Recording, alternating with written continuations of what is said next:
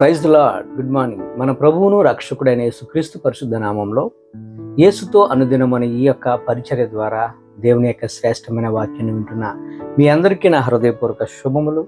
ప్రార్థన చేసుకుని మన వాక్యంలోకి వెళ్దాం. మహాగణుడ పరిశుద్ధుడైన మా తండ్రి, కృపగల దేవ, మహోన్నతుగా ఈరోజు నువ్వు మాతో మాట్లాడుచున్న మాట ప్రకారంగా మేము ఎలా జీవించాలో నాయన ప్రభా, నీకు ఇష్టపూర్వకంగా మేము ఎలా ఉండాలో నాయన ప్రభా, నీ వాక్యంతో మమ్మల్ని సరిచేయమని, ఈ వాక్యం ఉంటున్న ప్రతి ఒక్కరిని బలపరిచి స్థిరపరచమని, నేను నీవే సహాయం దయచేయమని యేసు శక్తిగల నామంలో ప్రార్థించి వేడుకొంచున్న మా యెహోవా తండ్రి, ఆమేన్. God bless you. దేవుడు ఈరోజు మనతో మాట్లాడుచున్న మాట ఏంటంటే, మనతో కొన్ని విషయాలతో దేవుడు చాలా జాగ్రత్తగా ఉండమని చెప్తుంటారు. ఏంటంటారా? చాలామంది వారంలో 2 రోజులు ఉపవాసం ఉంటారు, 3 రోజులు ఉపవాసం ఉంటారు, వారంలో 4 రోజులు కూడా ఉపవాసం ఉండే వాళ్ళు కూడా చాలామంది ఉన్నారు. Fasting prayer. అయితే బైబిల్లో ఫాస్టింగ్ చేయమని ఎక్కడైనా ఉందా బైబిల్లో అంటే, బైబిల్లో ఎక్కడ కూడా ఉపవాసం ఉండమని ఎక్కడ లేదు. కానీ ఉపవాస ప్రార్థన ద్వారా మనము అనేకమైన కీడుల నుంచి మనం బయటికి రాగలం.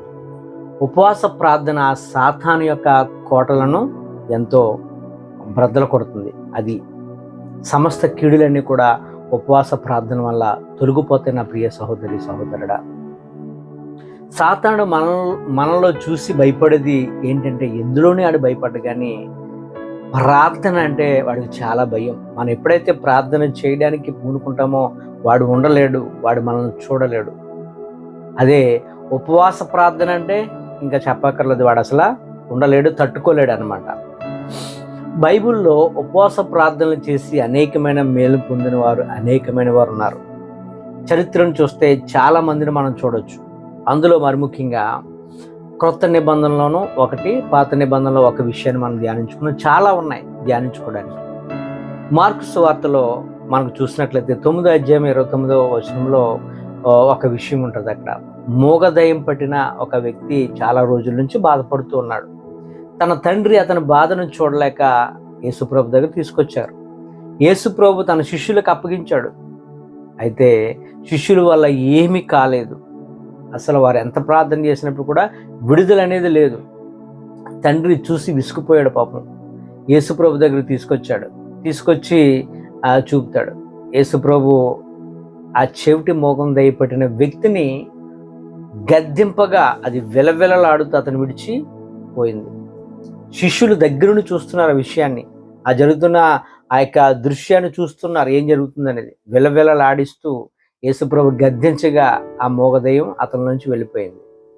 ప్రభు దగ్గరికి వచ్చి అడుగుతున్నారు శిష్యులు, ఏమంటున్నారంటే, మేము ఎందుకు ఈ కార్యం చేయలేకపోయాము అని ప్రభుని అడిగితే ప్రభు చక్కగా ఆన్సర్ ఇచ్చారు వారికి. ఏమనంటే 29వ వచనంలో ఉంటుంది, అది ప్రార్థన వలన మాత్రమే అని ఉంటుంది. అక్కడ ప్రార్థన వలనే సాధ్యము.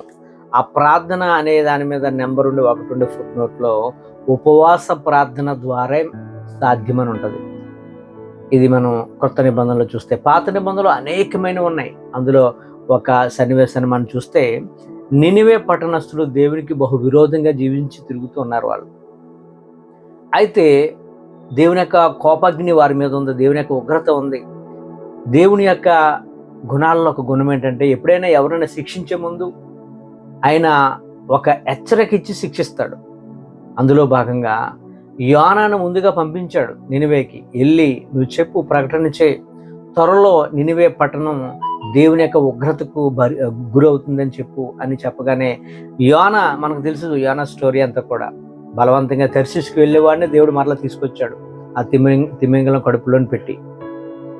యోనా వచ్చి అయిష్టంగా ప్రకటన చేశాడు, త్వరలో దేవుని యొక్క ఉగ్రత వస్తుందంటని. ఇష్టంగా చేయలేదు, అయిష్టంగా ప్రకటన చేస్తే రాజు మొదలుకొని సామాన్య ప్రజలే కాదు, మనుషులే కాదు, పశువులతో సహాట ఉపవాసం ఉండి గోనెపట్ట కట్టుకుని బూడిద పూసుకొని కూర్చున్నారట. యోనా గ్రంథము 3వ అధ్యాయము 6వ వచనం నుంచి 8వ వచనం వరకు మనం చూడొచ్చు. నీళ్లు కూడా తాగలేదటండి. దేవుని యొక్క కోపగ్ని కొడదామన్న చేతిని దేవుడు అలా వెనక్కి తీసుకున్నాడట. చూసారా, ఉపవాస ప్రార్థనకు అంత శక్తి ఉంది. ఇంకా బైబిల్ అనేకమైన సంఘటనలు ఉన్నాయి. ఉపవాసం ద్వారా మేలు పొందిన వారు అనేకులు ఉన్నారు. మరి ముఖ్యంగా ఈ యొక్క ఉపవాసం చేసేవారు తీసుకోవాల్సిన జాగ్రత్తలు ఏంటి అనేది మనం ఈరోజు ఈ అంశమును మనం చాలా జాగ్రత్తగా ధ్యానిద్దాం, దాన్ని పాటిద్దాం కూడా.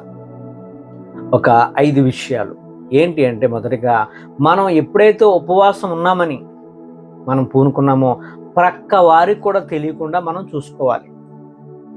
చాలామంది ఉంటారు, ఉపవాసం వారు ఉంటుండగా పేట అందరికీ కూడా తెలిసిపోద్ది, ఆయన ఉపవాసం అంట, ఆమె ఉపవాసం అంట అని. ఎవరన్నా ఇంటికి కానీ లేదంటే ఏదన్నా పెడతంటే మనం లేదు అని చెప్పం, తిన్నాం అని చెప్పం, ఈరోజు నేను ఉపవాసం అండి, నేను తీసుకోనండి అని చెప్పి దాని ద్వారా మనం అడ్వర్టైజ్మెంట్ ఎక్కువ చేసుకునే వారంగా ఉన్నాం. ఇది మొదటిగా. రెండవదిగా మనం చూసినట్లయితే, నీవు ఉపవాసం చేస్తున్నావని నీ ముఖాన్ని ఎప్పుడు కూడా నీరసంగా ఉంచొద్దు. రోజు ఎలా ఉన్నావో అలాగే ఉండు.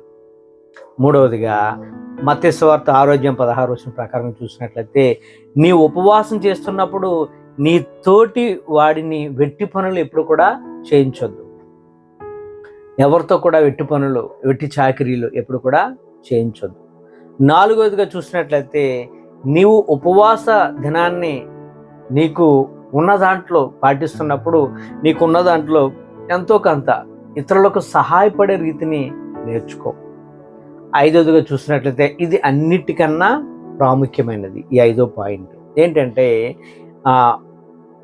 మనం ఉపవాసం ఉంటున్నాం అనేది కాదు, కానీ ఉపవాసము ఉన్నప్పుడు మనం ఏం చేయాలంటే, చాలామంది ఉపవాసం అంటే భోజనం చేయరు, ఏమి తీసుకోరు, నీళ్లు తాగరు, ఏమి తినరు, కానీ అన్ని పనులు సక్రమంగా చేసుకుంటారు.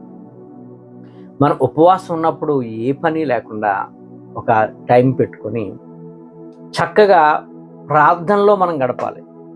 ప్రార్థన లేకుండా నువ్వు ఎంతో ఉపవాసం చేసినప్పటికీ కూడా అది ఉపవాసము కానే కదా నా ప్రియ సహోదరి సహోదరుడా. నువ్వు ఉపవాసం ఉన్నావు అంటే ఆ రోజు ఖచ్చితంగా దేవునికి ఇవ్వాల్సిన టైం నువ్వు. అంతే తప్ప ఉపవాసం ఉంటూ టీవీలోని ఉపవాసం ఉన్నానంటూ రకరకాల మనం పనులు ఎప్పుడు కూడా పెట్టుకోవద్దు. ఖచ్చితంగా ప్రార్థనలో నువ్వు గడిపితేనే ఉపవాసం ఉండు, దానికి ఫలం వస్తుంది. ఇట్లా ఫాస్టింగ్ని మనం చేస్తే ఆత్మీయతలో మనం ఒక మెట్టు ఎదుగుతాం. అంతేకాకుండా ప్రభువుకు దగ్గర అవుతాం.